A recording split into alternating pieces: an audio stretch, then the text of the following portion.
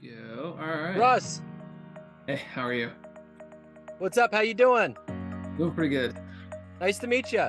Nice to meet you as well. Thanks for You this got the right opportunity. you got the right last name. This has been a long process to get in touch, Yeah. right? Yeah, that's what's long capture. We just like roll with the puns. Yeah, absolutely we do. So where are you coming out of? So I am in Colorado Springs. Oh, wow. Yeah, I'm going to go up there in a few weeks to right outside of Denver. I love Colorado. Cool. Cool. Yes. Yeah, I really enjoyed here. And you're in Kansas City, right? Yeah, Kansas City. So did you get Awesome. swept up in the whole Nuggets thing? No, man, I've tried to be the sports guy. I can't do it. I don't It's I fine. don't follow sports at all. My team gives me so much crap about it. Well, I've kind of slacked off a little bit over the years. I had kids and it reignited it because it was just it's been kind of a give and take. But I will tell you what, I went to Royal Stadium the other day and a rookie first game hit a um bottom of the ninth, dead center over Mike Trout's head to win the game, and we had to come back from 6 runs. I was so exhausted, I had tears coming out of my eyes. I'm like, oh my god, we totally won this game. I couldn't believe it, and it was like a Father's Day thing. So I'm out there with my son, the Yeah, fireworks yeah. going off, and it was just cool. So those moments of Awesome. pageantry make it worth it sometimes. I can see, I got a 3-year-old. It'd be fun to go up to Denver and go to some games and Yeah, stuff. So, yeah. yeah, It's like a carousel. It always comes back around one way or another sometimes, that's you right. know. So And Kansas City, right? So I really we went up there a couple of times. I was stationed at McConnell in Wichita, Kansas, and always said if I had to pick a place in the Midwest, I'd go to Kansas City. So I yeah, just really enjoyed visiting there. The food's great. it's a gem. It's really kind of a hidden thing. People don't realize until they come, but there's a lot of arts, there's a lot of culture, there's the culinary aspect, there's a Hmm. lot of things going on. So yeah, it's a Yeah. cool little town for sure. But it never outshines the majesty of seeing a mountain. Every time I get up there, I'm like, Yeah. God, I'm landlocked here in Kansas City. I don't see Right. anything, you Yeah. know. We So took the 3-year-old hiking yesterday, and it was awesome. that is awesome. Yeah. So let's get into your life as a founder and CEO. But before we do that, what I would like to do is cover COVID.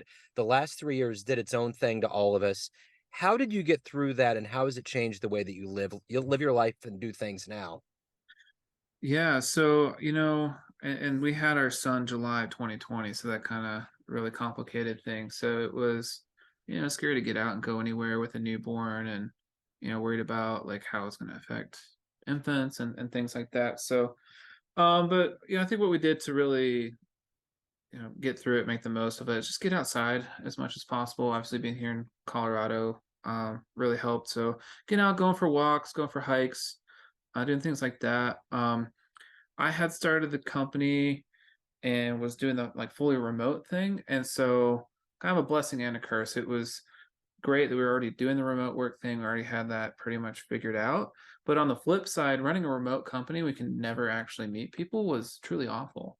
Um, and so since then, starting really kind of beginning of last year, very purposeful in doing like leadership offsites with my managers and making sure we have at least one all company offsite. So we went to San Diego last year, which was a blast. We're going to New Orleans this year. Just trying to get the whole company and we'll do some work stuff, but it's mostly like, hey, let's hang out. We don't get to just like be around and kind of have fun, So Yeah. it's definitely shaped kind of the company culture and being very purposeful and making sure that while we are a remote team, we are getting together as much as we can. So Do you watch Ted Lasso? I've seen the first season, and I think I just dabbled with starting season 2.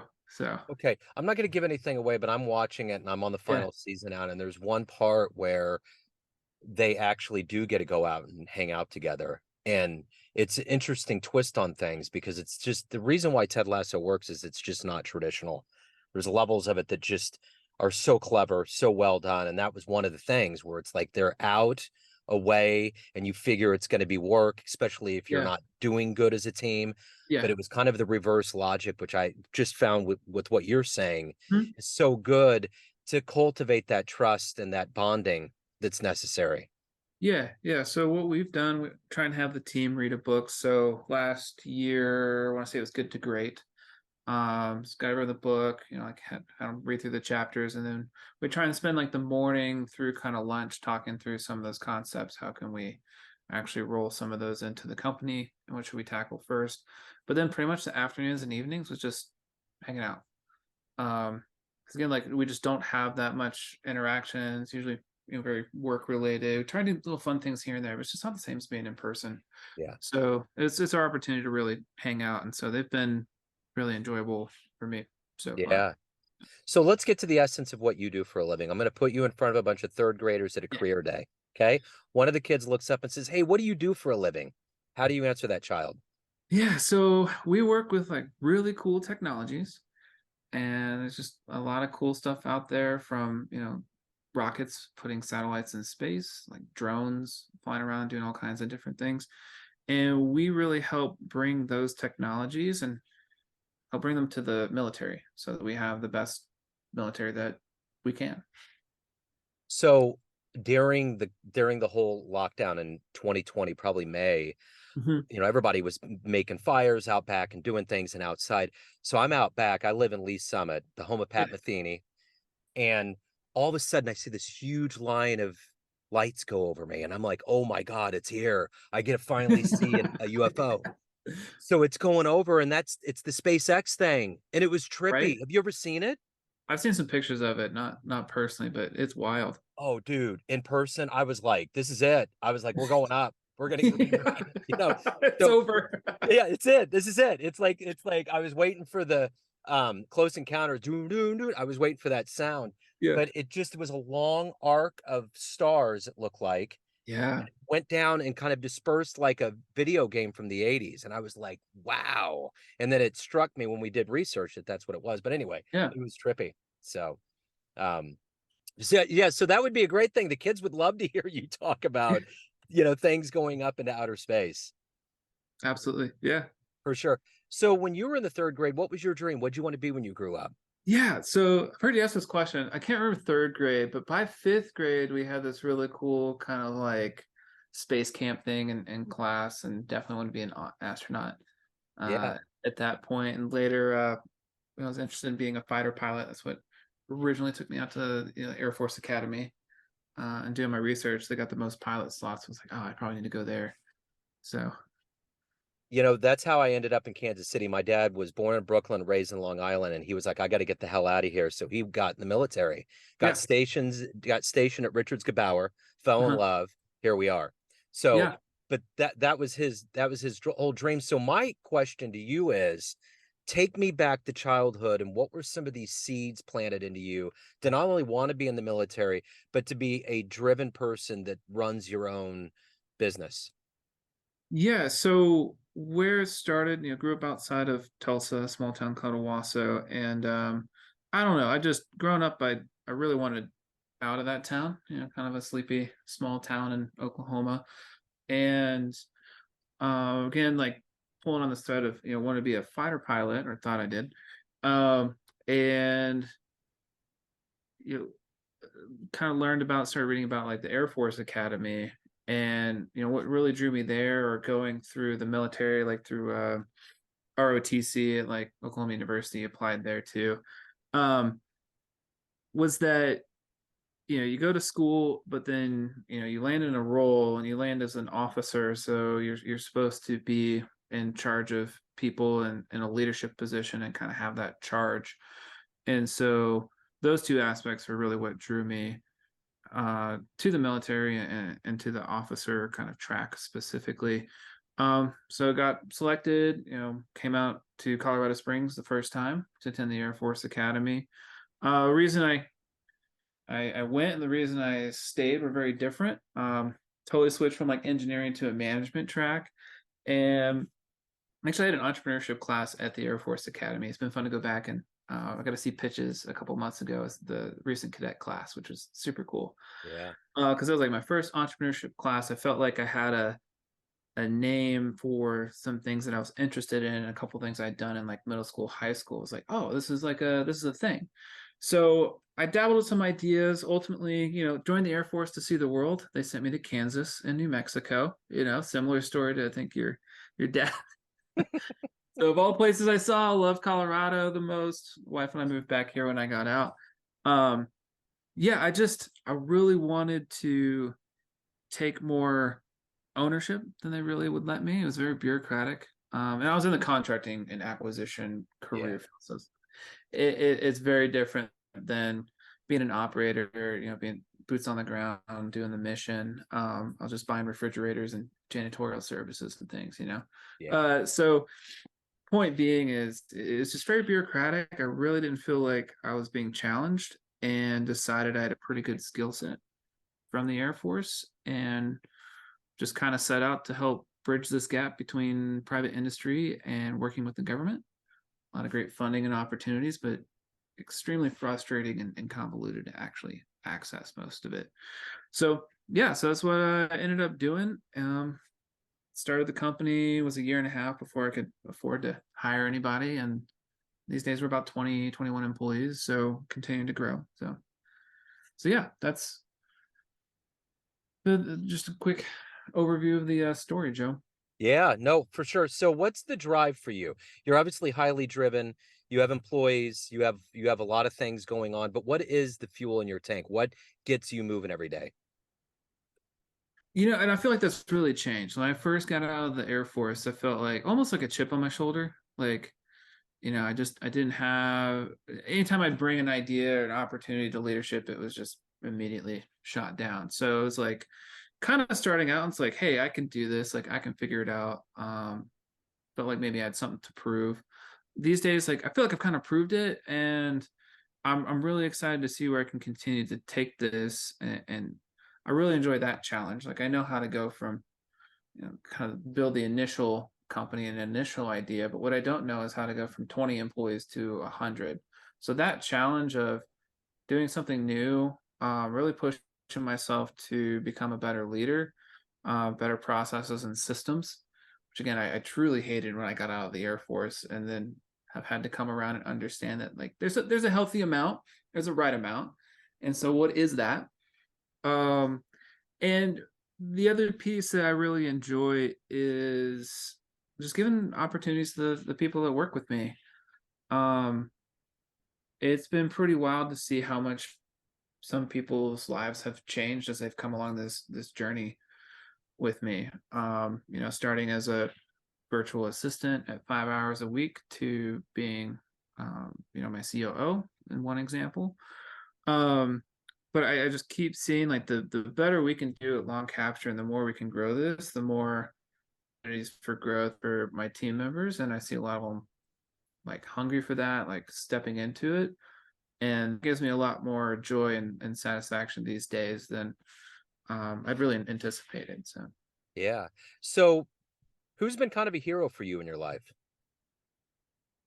yeah, oh, I knew you're gonna ask this question of listening to some of the other episodes, and like I just I remember people asking these kinds of questions growing up too, and I never really had someone that I'd say is like my role model, or like, oh, I really want aspire to be that person. I'll say who's been most influential as of late has been Craig Rochelle. So he runs Life Church. They got a bunch of different campuses. They kind of have this like remote aspect to their churches, and so he's got a leadership podcast, and that's been a tremendous resource for me and something that I do with the team. We do leadership lunch virtually, Yeah.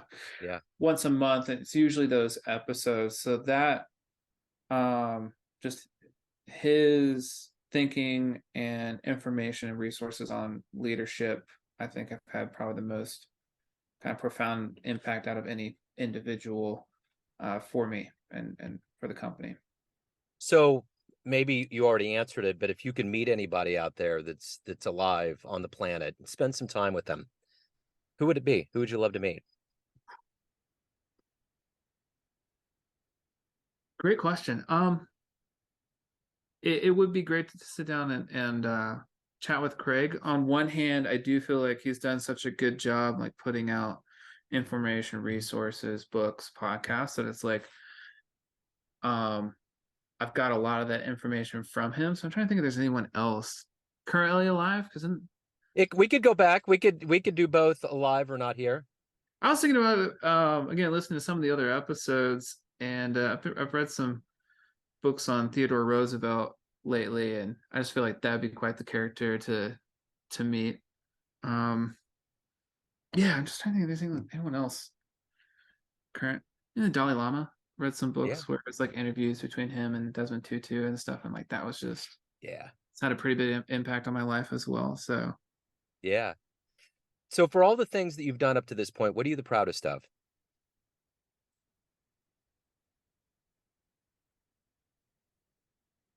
getting this started with just an idea and a laptop, we've really been able to do a lot. Work with hundreds of tech companies. Um, but again, I got to go back to I don't know. It's about the people to me. Um, so being able to provide a much higher like standard of living, a lot of great promotion opportunities, bonus opportunities, like things like that. Um, and just people that for other so I've hired a lot of military spouses because we really do the fully remote things. They're moving across the country. We've got one in Japan right now, and so seeing a lot of these, mostly women have an opportunity for career progression for the first time, and really own and jump into those roles. Like that's been probably one of the most rewarding things. People were doing Etsy, um, or just kind of other random jobs because they end up in the middle of nowhere, with their spouse. So there just like weren't that many options. So that's been really cool to see is that impact. What's been one of your most memorable client success stories that you've been involved with so far with your company? So I actually want to go with a client, a not client success story, because I don't know, it just made such a really big impact on me when we had the conversation. So I was out at Space Symposium, huge conference, 15,000 people or something like that in Colorado Springs, and just ran into someone. Honestly, didn't really remember them. I just spoken to like an accelerator, small business accelerator, a couple of years ago, and they just stopped me to say, "Hey, thank you. Um, through your talk, we learned about this really big program. It's a $15 million award, and based on your talk, like we went and applied for it, we won it, and last week we put a satellite in space, in large part because of that funding. Um, so like we've done a lot to bring down barriers and help make the Department of Defense and federal government just more approachable. And so, well, that wasn't like a direct, like we didn't, physically work that project. It was just such a cool interaction of like, hey, like I barely remember the conversation. Don't remember you specifically, but that had like such a kind of big impact down the road, and really helped their company. So I thought that was pretty cool. Yeah, absolutely. So let's get into, all the wisdom that you've gained over your life up to this point. If you were to have a dream tonight and you ran into a 20-year-old version of yourself, you could give that younger version of you a piece of advice based on the wisdom you've gained in your life up to this point. What would you tell that younger version of you? Oh my goodness. I don't know. I don't know how you feel about this one, Joe, but don't believe the hype. Yeah, Uh, right. so in that, like, in my expectations going into the Air Force and as an officer, and like the opportunities I thought I'd have there, again, just end up kind of feeling very bureaucratic. Like you're just a cog in the wheel. Do your part. Don't ask questions. Don't rock the boat. Um, and then even like seeing a lot of successful, and I'm putting air quotes out there for those listening, successful entrepreneurs, all these people winning like these different awards, and a lot of them you can just pay for, you know? Yeah. So it's like, do the work, but don't realize on the entrepreneurship side, it seems before you set out, I feel like it seems like so unattainable or such as like this big crazy thing. And it's just, I think it is way more attainable for most. And a lot of people just like maybe don't even take some of the first steps or first couple of steps because they're afraid of, like, how could I ever be like X person with, these news articles about them and winning all these awards and going on TV. And it's like, hey, don't ignore all that. Just like do the work, set out to do something different and make a positive change, and the rest will follow. And Yeah. learn what it's really like. Yeah. Too. Right. Yeah, So for yeah. sure. No, that's the truth. You do. You get kind of wrapped up into this. It's like sometimes I'm reminded it takes a long time for bands to make it. Like the Beatles, it took a Yeah. decade. U2, Yeah. all these bands, and all they did was they just fought and they kept going. And there was no notion in their heads that they were going to become who they are. They just Right. did it, you Yeah. know, and they went through it. So everyone out there, you have all these people in your life that exist that see you in a certain light, family, friends, clients, colleagues, but you ultimately run the show. What's your perception of you? Who do you think you are? I think the like visionary and very much a creator. I played a lot of music in high school and was always drawn towards creating something new rather than, learning X, Y, and Z popular artists. People would always walk up to me and be like, "Hey, play such and such."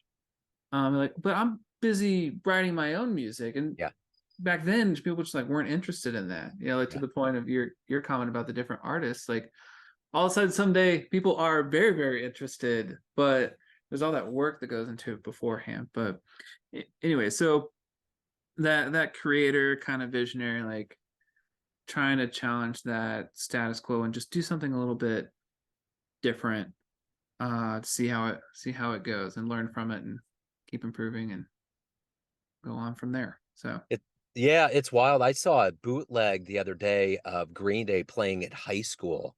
oh Okay, yeah. yeah, the original band in California, like outside, it's bright sunshine, and the camera shows the band playing. Everyone around's just kind of sitting there like, all right, we're just trying to finish our lunch. But there was Yeah. one person way down they focused on, and they were just going and going. And I was like, they had no idea that this was going to become Yep. this global phenomenon, and you just don't Yep. know, you Yeah. know.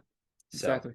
it's wild how things work. So Russ, if anyone wants to learn more about you, your company, anything pertaining to your world, hire you, anything, what do they do?